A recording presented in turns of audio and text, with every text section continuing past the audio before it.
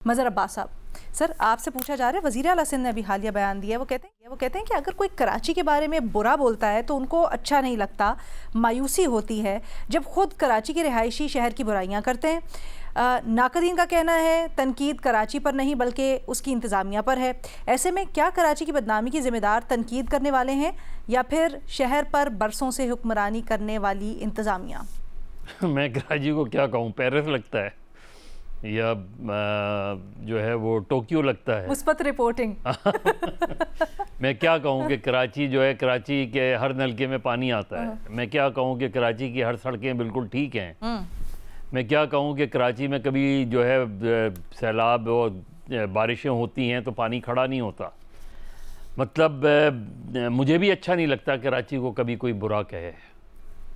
मुझे भी जाहिर है कि अच्छा नहीं लगता कि सिर्फ कराची क्या, पाकिस्तान के हर शहर और सिंध के हर शहर को कोई बुरा कहे। लेकिन कोई अगर हुकूमत 17-18 साल से बराह रास्त हुकूमत कर रही है, डायरेक्टली अनइंटरप्टेड, और उसके बावजूद भी लोग आज कराची को बुरा कह रहे हैं, तो इसके मतलब है कि उसके कोई रीज़न्स हैं ना। अब मैं आपको कौन कौन सी मिसालें दूँ शाह साहब? मतलब आप खुद सोचें ना कि आप यहाँ वज़ीर आला कितने अरसे से हैं और कराची के मसाइल कौन से हल किए हैं, कौन सी क्यों लोग कराची को बुरा कहेंगे अगर उन्हें अच्छी सड़कें मिलें, अच्छी ट्रांसपोर्ट मिले, इंक्रोचमेंट फ्री सड़कें मिलें। अब जो है वो कराची में लोग आना चाहते हैं और आते हैं लोग कराची से में मुसलसल, लेकिन वो परेशानियाँ क्यों?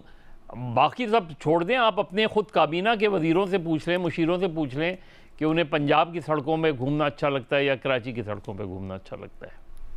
मतलब मेरा नहीं ख्याल, पता नहीं मुझे उन्होंने किस कॉन्टेक्स्ट में कहा कि उन्हें अच्छा नहीं लगता। उन्हें नहीं लगना चाहिए अच्छा कि जब लोग कराची को बुरा कहें, लेकिन उन्हें ये सोचना ज़रूर चाहिए कि लोग कराची को क्यों इस तरह तनकीद का निशाना बनाते हैं, इसकी ज़िम्मेदारी किस पर है। और ज़ाहिर है आप पे ख़ासी ज़िम्मेदारी है क्योंकि आप यहाँ के वज़ीर आला हैं और पीछे ये थर्ड टर्म आप वो है, और इससे पहले भी आप जो है मुख्तलिफ़ ओहदों पे रह चुके हैं।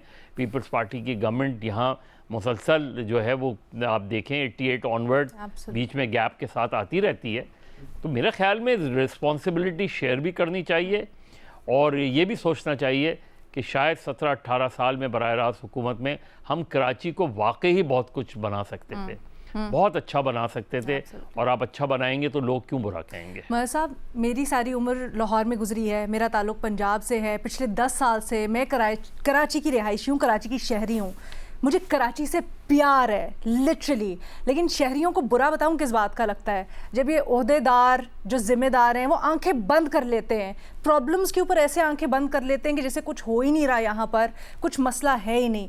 हम कराची के शहरी तो तमाम तर मसाइल हालात के बावजूद कराची से बड़ा प्यार करते हैं, यहीं पे रहते हैं, यहाँ पर लाइफ किसी ना किसी तरह से तंग आके कंप्लेन नहीं करते हैं, लेकिन उनकी गाड़ियां जब जाती हैं ना तो वाकई सिग्नल बंद होते हैं, आपकी तो आंखें बंद होती हैं सर, उनके वो आंखें नहीं बंद करते। मैं एक्सप्लेन करना चाह रही हूँ कि हम शहरी तो कराची से शदीद प्यार करते हैं, इसके तमाम तर जो इंतज़ामिया की तरफ से फैसिलिटीज़ ना होने के बावजूद, बुरा होने के बावजूद हम शदीद कराची से प्यार करते हैं।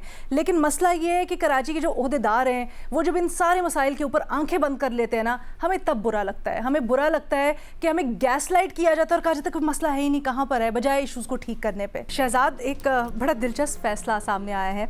लाहौर हाई कोर्ट ने पंजाब के तकरीबन 2000 जुडिशल अफसरान को रियायती कीमत पर सरकारी गाड़ियां देने की स्कीम की मंजूरी दी है। इस स्कीम के तहत जो गाड़ियां सरकारी अफसरान को दी जाती हैं वो नॉमिनल सा एक अमाउंट देकर उसको अपनी ज़ाती मिल्कियत बना सकते हैं। हामी इसे अदालती अफसरान की फलाह का इकदाम करार कर दे रहे हैं, लेकिन इसके ऊपर तनकीद भी हो रही है। आपकी राय में कैसा फैसला है? मुझे तो समझ ही नहीं आया इसकी मंतक क्या है, क्या फलाह का फैसला है। मतलब उनको सरकारी गाड़ियां मिलती हैं और मुझे नहीं पता एक मिलती हैं, 2 मिलती हैं या जितनी भी मिलती होंगी, जब तक आप अपने फराइज अंजाम दे रहे हैं वो सहूलत आपके पास है। टैक्स पेयर से आपको हुकूमत जो है वो गाड़ी खरीद के देती है, आप वो चलाएं। मतलब ये स्कीम क्यों मुतारिफ करवाई गई है कि वो 2.5 लाख रुपए 3-3.5 लाख रुपए दे के वो गाड़ी अपने नाम पे करवा लेंगे, उनकी ओनरशिप में आ जाएगी, और फिर शायद जब नई गाड़ी मिलनी हो उनको तो एक और गाड़ी दी जाएगी, फिर दोबारा ये स्कीम आएगी।